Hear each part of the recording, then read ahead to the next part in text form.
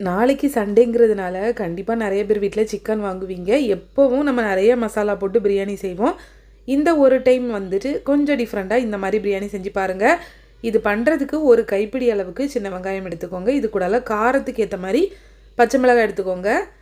அப்புறம் வந்துட்டு பூண்டு ஒரு 15லேருந்து 20 பல் பூண்டு எடுத்துக்கோங்க. நான் பெரிய பூண்டாக இருக்கிறனால தான் இந்த மாதிரி கம்மியாக எடுத்துருக்கிறேன். அப்புறம் ஒரு பெரிய துண்டு இஞ்சி இந்த அளவுக்கு எடுத்துக்கோங்க. அப்புறமா ஹோல் ஸ்பைசஸ் என்னெல்லாம் இருக்கோ எல்லாமே ஆட் பண்ணிக்கோங்க.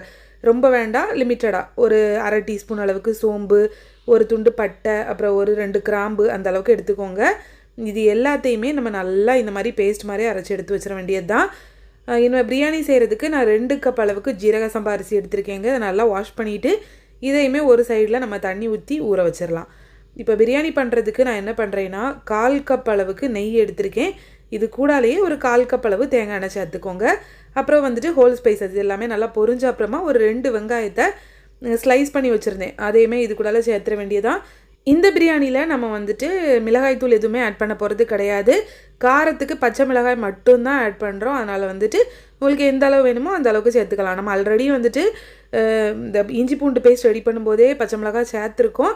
அதனால் அதுக்கேற்ற மாதிரி பார்த்து ஆட் பண்ணிக்கோங்க.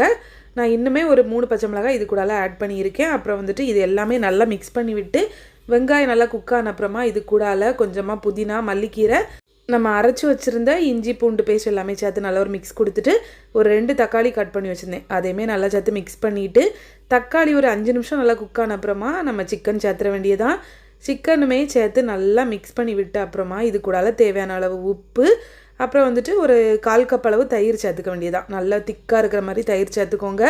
வீடியோ கொஞ்சம் ஸ்பீடாக போன மாதிரி தான் இருக்கும். ஏன்னா நல்ல லெங்க்த்தியான ஒரு வீடியோவை நான் ஷார்ட் பண்ணி உங்களுக்காக போட்டிருக்கேன். அதனால தான் சிக்கன் நல்லா குக் ஆன அப்புறமா இது கூடால வந்துட்டு நம்ம ஊற வச்சுருந்த அரிசியை சேர்த்துற வேண்டியதான். இவ்வளோ நேரமே தண்ணி எதுவுமே சேர்க்கலை. ஏன்னா சிக்கன்லேருந்து தண்ணியே போதுமாக இருக்கும். இதில் வந்து 2 கப் அரிசிக்கு 1 கப் தேங்காய் பால், 2 கப் தண்ணி, ஒரு 2.5 கப் அளவுக்கு தண்ணி சேர்த்துக்கலாம். அதுக்கு மேலே வேண்டாம். ஏன்னா சிக்கனில் உள்ள தண்ணியே அதில் இருக்கும்ல, அதனால தான். தண்ணியும் அரிசியும் ஒரே அளவு வந்த அப்புறமா தம் போட்டு ஒரு 20 நிமிஷம் கழித்து நல்லா குக் பண்ணி எடுத்திங்கன்னா உங்களுக்கு சூப்பரான பிரியாணி ரெடி ஆயிருங்க. நம்ம இன்றைக்கி ஒயிட் பிரியாணி தான் செஞ்சுருக்கோம்.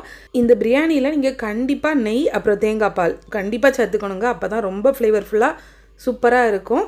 நாளைக்கு சண்டே எத்தனை பேர் வீட்டில் பிரியாணி பண்ணணும்னு நினச்சிருந்தீங்கன்னு சொல்லுங்கள்.